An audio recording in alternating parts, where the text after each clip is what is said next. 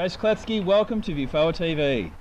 Thank you. It's such a pleasure to be here. Yeah, it's been so great having you here in Australia. You've been out here for the Edge of Reality Conference, which we are now on the other side of.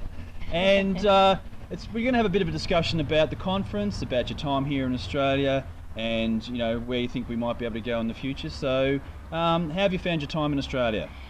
From the moment we got off the plane and found, obviously Andrew waiting for us with the biggest smile and the most hospitality, from that moment to right now has been epic. It's just been an epic journey, and coming to Australia, it's my first time.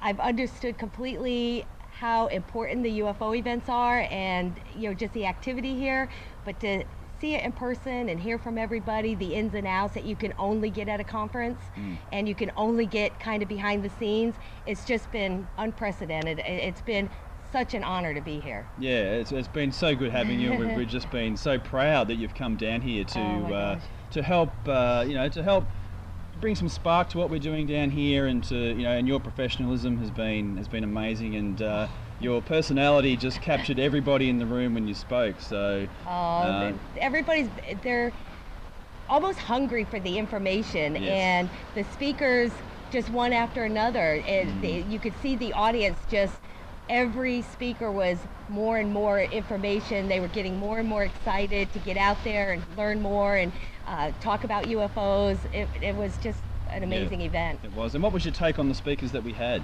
I love the speakers. They were all very different, and they brought different messages, which was brilliant, because Edge of Reality really laid out the UFO phenomena in Australia in full. Yes. Dominic Mancini was amazing. Of course, Cheryl, oh my gosh. And we had the highlights.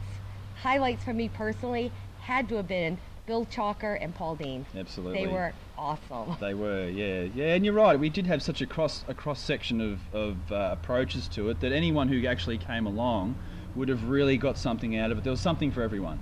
Absolutely. Yeah. And with Cheryl's work with mostly the abductee community, but of course they handle all the other claims and reports that are coming in from Queensland. Yeah. And you have Dominic Mancini, who spoke about a very precedented case, and of course Bill Chalker, 45 years experience. I had that little groupie moment of Bill Chalker. It was awesome, but they were also unprecedented. And Paul Dean is so important in his work. They kind of call themselves the basement people of ufology, and kind of but he's our secret weapon. And the work that they do, getting these documents, and it's our evidence. It's our physical evidence that supports our witnesses, which is what we're looking for. That's amazing. And guys, you have to get out there and support these conferences. These conferences are the lifeblood. It's where you get the information. It's where you can come and mix with like-minded people and hear from presenters like Chase. They're not here every day. The Australian presenters, we've had Cheryl hadn't been to Victoria in 35 years. Bill Chalker doesn't get down here very often. So the people who attend the conferences get the benefits. They really do, and it's that information that, you just find yourself being more open. We present the cases to the public on websites, radio shows, and in the media, and yet there's 5 other pages that are never mentioned that you are going to hear. And it's an access. People can walk up to, the investigators themselves or the people behind these huge cases and get a lot of information. I'm shocked at Westall. I'm so excited about the Westall case in 1966, and I'm jealous. I want in. I wish I lived here. I want to be part of it. And but these are things that I've never heard before. Yes. And you don't get that in media. That's exactly right, guys. So being an armchair ufologist is not the way to go. Get out there, boots on the ground, make the inquiries yourself, get out and talk to the people, the presenters, come along, talk to the fellow attendees. You would never know what you're going to learn on that day. The best thing was how you started the conference when it was Victoria UFO Action is action. That's why the word is in your name. It's kind of an odd word for a UFO group. Yeah. And yet it defines exactly what your message is. Get up, get out. It's not good enough. Don't watch it on TV. Everybody come on out, join them. Get on their website, come to the events, get involved. And one of the first things you invited the audience to do was to be active. Talk to the guy sitting next to you and, reach out, introduce yourselves, tell them who you are, what your interest is, why did you come to the conference. And that's exactly what happened. I know for a fact when people left that conference, they were so motivated. They were so enthusiastic about not only the information and the fun time they had, but where they could go. It was very clear that Australia has a UFO phenomena that's not going away. That's right, exactly. Yeah, as I said, the phenomenon is here all the time, over a long period of time. And whenever I hear our name, Victorian UFO Action, it reminds me that action is what it's all about. I put my hat on, my shirt on, I get out my business card, and I see that word action, and that's what's going to happen on this day. Absolutely. Action is what it's all about. And you motivated an entire audience, and it was a huge audience. I loved it. And I know back in the States there are some conferences that have more attendees. You cannot pick a better amount of people. It was just right as far as the people that actually bought the ticket to get every single benefit. So it's worth it. It's worth the price to have that kind of interaction, that type of camaraderie. And of course, I'm not even gonna lie, that was the best food. Like all of a sudden, lunch is presented and it wasn't, cheesy little sandwiches. That's right. You guys pulled out all the stops. It was 5-star, from the minute it opened to the end, and nobody wanted to go home. No one wanted to go home. That's right, yeah. We had no one belting out the doors, guys, to catch trams, trains and buses. No. People hung around, they spoke to the presenters, they took photos. The food was amazing. Look, you got to get out there. You have to support these events. None of this UFO action is going to happen unless you get out there and support what we do. And everything we do goes straight back into giving you what you want. Absolutely. And as far as the money's concerned, it's I know the attendees know that they're investing. They're investing in an event. Yes. However, nobody's making money. This is so crazy. Yeah. It's, every single penny that you guys got went into making sure the attendees and the people that bought the ticket had way more than they expected. One of your members, Lana, put together bags for, some of the attendees that, bought the, extra ticket. That alone was so impressive. I couldn't believe it, because these weren't just information bags. They had goodies, they had fun things, they had Ufologist magazine, Australia Ufologist. It was a bundle that when they left they could sort through and already had tools to start themselves. Absolutely, and even down to the small things, guys. We gave everybody who attended the conference a name tag. That's how important every person in that room was, whether you're a presenter, whether you're the guy at the door or the girl at the door, anyone, an attendee, a $40 ticket, a premium ticket, everybody had a name tag, because everybody in that room was important. They're all a part of ufology, and we need everybody to be connected to it. The money thing seems to be an issue sometimes lately, whether it's in the States or Europe, the money things become an issue. We all know nobody's making a profit, but these things cost money. It would be wonderful to have free events. If we could get a venue that was free, and if the food was free, and if the electricity was free, or the media access was free. And unfortunately we have to pay for those, but not one complaint, not one person complained that I heard. And of course all the other presenters were talking that we've never been to an event that was so well run, and that the attendees were so elated and so satisfied with not only the content, but the way they were treated and everything that happened. And I think you guys set the bar high, you met it, and it's the new precedent in Australia. It was a great job, guys. I'm so honored to be part of that. It was such a great time. That's it, and you heard it from Chase, guys, so for real. You can take it to the bank. So, and everybody even we went to the level where they all got a bookmark that was made. They got a KGRA trial membership card. So not only did they get great UFO information, they also got a lot of great other stuff as well. It was a swag bag for sure. I was like, oh, I love the swag bag. I'll just take one of these home with me. And at halftime, we even had a local musician called Rebo come out, and he played some songs for us as well. So look, if you're into UFOs, get amongst it. Yes. Absolutely. So one of my favorite things too was after the conference, you took some of the people that are making the biggest news in ufology in Australia, the people that have had the biggest influence, and you pulled everybody together for a panel discussion. Yes. And I was so privileged to sit in that room, because the first question is, what is the future for ufology in Australia? Yeah. You have Cheryl weighing in, Barry Taft, James. There's people that maybe weren't presenting, but these are your top ufologists that were in that room. Ivan, yes. so many great opinions going around on this round table, and you guys pulled together. There's a congress of colleagues that is now established. It has been informally. There is now a formal college Yes. of professional ufologists, and my hat's off to you guys. What I saw you pull off internationally for the entire country of Australia is it's a benchmark. Well, it's something people will be watching. Absolutely. I mean, the conference is one thing. A conference is a big event. The public can come along. They can learn all about it.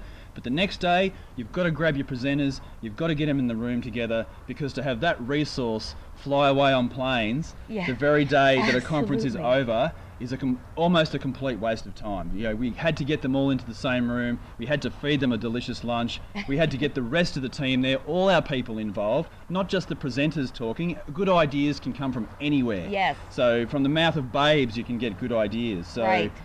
So it was absolutely crucial, and it brought everybody together. And to finish the day off, we went over to the Westall Grange playground, and the feeling was over there, nobody wanted to go home. No, it was so hard to say goodbye to everybody and get in the cars, and it actually got to the point we had to. Lights were coming on, bugs were coming out, and even then it was very difficult to leave. It was the camaraderie, it was the companionship, and I think everybody was ready to come together and really look at what's going to happen next year. Who's doing what investigations? Where is everybody sitting right now? Where do they want to go, and how do we pull that together in this college of professionals? Absolutely. Victorian UFO Action is very keen to change the landscape of ufology. We want the people of Australia, the investigators in Australia, to all work together, and I think we can lead the world in this. I think that we've got a great opportunity down here, that our community is a little bit smaller, and there's a great opportunity to bring the key people working together. No malfunction junction, no rivalries, none of this silly stuff that dogs our field that we work in across the world. Forget all the silly stuff. Let's work together. And that's who you had in the room. From Bill Chalker, 45 years in Australia. The presence, the country, their main leaders, the people that have been blazing the trails for us for decades in Australia were in that room. Yep. And the newcomers and Victoria UFO Action has been around for a bit. Yeah. You guys have a nice precedence. Yeah. But there were newer people than that, and everybody was brought in together as a team. Yeah. And that's exactly where we're going forward. And there's just no more room for this. It's the professionals, and I have to reiterate, the professionals in the field of ufology were in that room. It was lightning. It was electric, the discussion going on. Everybody was learning, feeding, writing notes, the connections, and how this college of professionals will move forward together. Although independently working, it's a benchmark in Australia. Absolutely. This is how it's going to go forward. Yep. And it needs to be. And the naysayers, all I can say is when your phone's not ringing, we'll be busy. Yes.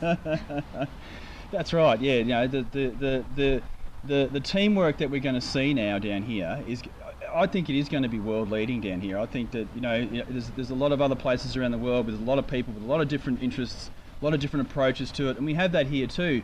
But I think in Australia, with our UFO history that's been well over 60 years in many of the groups, there's a strong desire to connect We don't need an overriding model. Right. We don't need a Right. Roman Empire that rules the entire country. That model's not going to work here. No, So it's already been established. it's- You're ufologists, Bill Chalker, 45 years. Look at Cheryl, how long she's been working here. And you and Andrew and your Yeah. team, it's already precedented. It's, people already know who to call. That's right. And, I think some of the other models coming in, it's fine, but you got to fit in with the guys that have been here for decades. You do.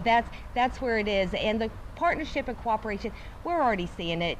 People, even back in the States, as ufologists, we kind of know who's working, who's researching, what projects are going on, who's kind of got what cases, and that's how it works. It's like a little different model in the States, and yet, it's kind of the same success we're seeing in Australia. It is, and the success here is definitely going to be ongoing. The core commitment of the people that we've got here. We drive miles, we spend our own money, we spend countless hours working on this, and it's a passion and a calling, I believe. Absolutely. It's a calling. Yes. There's Yes. nothing else that I would rather be doing than the work that we do together, the work that Andrew and I and the entire team Right. do. And we want to get that enthusiasm out there for the public. Right. The public needs to feel this. The public needs to feel and feed off our enthusiasm so Yes. that they get interested. Talk about it with your family, talk about it with your friends. Let's get this topic up there. Let's talk about it. Let's get it out there in the community. And you guys are doing a great job. I've never seen so much media involved with an event.